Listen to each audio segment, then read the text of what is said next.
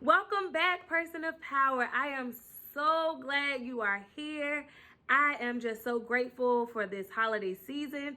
I hope you and your family had a Merry Christmas and that you were able to celebrate and create memories. This year has been one to remember, one to give God thanks for, no matter the triumphs or the loss along the way. I'm just so grateful that I have this time with you.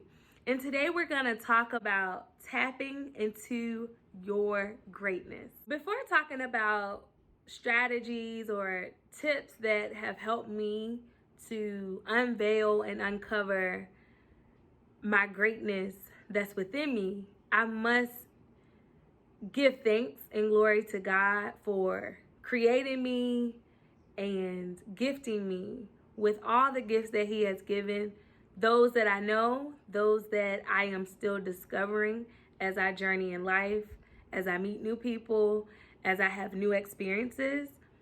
While each of us have our unique journeys, we all add to every space or every atmosphere that we enter. I hope that we continue allowing our greatness to shine and allowing what's on the inside of us to be stirred up. That thing that you know within your belly that it's time for you to speak out or time for you to move on. That thing that God is calling you to, or your inner being is saying yes to. And last week we talked about becoming who we are, or be you. And it's significant as we talk about tapping into our greatness because it does require us to show up. It requires us to be present, and it requires us to be timely. And to be timely means that it's time for us to move on what we need to do. So let's get started. Okay. Number one, we're going to set SMART goals. I repeat, we're going to set SMART goals. A SMART goal is specific, it's measurable, attainable because you can do it. It is relevant to your right now as well as to your future plans or things that you hope to accomplish. It is also time bound. So you are putting a stamp of approval on it of when, what month, date, or time you want your goal to be accomplished. When you set goals, they help you to set your attention on your target. What are you aiming for? When you know what you are striving for, you're able to focus. You're able to take in the information that you need and use it to your benefit and let go of any distraction that may hold you down. I typically set goals, whether it's spiritual, physical, fitness, personal, or professional, to help me gain insight on the areas that I've grown, as well as those areas that I want to continue to improve or go beyond where I've ever been. Each year, no matter what I'm doing or any new project, I set goals for myself. And it helps me to stay on track. It helps me to, again, focus and hone in on exactly what I need to do. And then also in the process, I'm able to ask for help when I need it. I plan to share 4 more strategies next week. But this week, I want you to focus on creating goals. Think about areas or things in your life that you want to accomplish by the end of this year and going into next year, because this year isn't over. So don't think any goal is too small. Recently, I have been focused on increasing my water intake.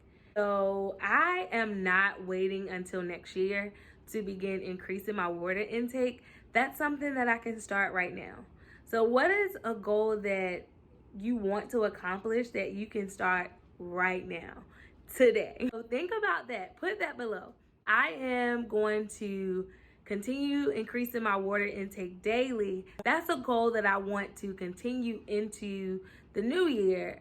While small, it's big to me because it's something that I want to do to replenish my body and give my body what it needs to thrive. Next week, I hope to continue talking about tapping into your greatness, but I do believe this week should be a reflective week, one that you think about what are things that you have accomplished already.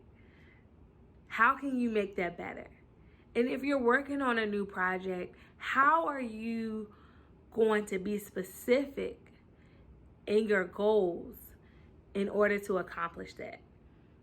And even if you have to write out baby steps or do your goals in increments, do that. Because sometimes that helps me out a great deal, more than you know. Because when I'm looking at the big picture, I'm wondering, how am I going to get there? We will get there with God every step of the way. Let's get those SMART goals written. Come back to this page, post your SMART goals, make it specific, measurable, attainable, relevant, and time bound. So for example, I will drink 8 glasses of water a day. At the end of each day, it is specific, it's measurable, and it's time bound. I plan to do this by tracking on my water app that I have. This is a way for me to hold myself accountable, and I also have an accountability partner that we check in with one another, and we kind of talk about our highs and lows with drinking water or increasing the intake. So what are some things that you plan to do to hold yourself accountable as you create your SMART goals? So I look forward to seeing you next week for another weekly dose. And if nothing else, go out today, empower and inspire someone else to be the best that they can be. I'll see you soon.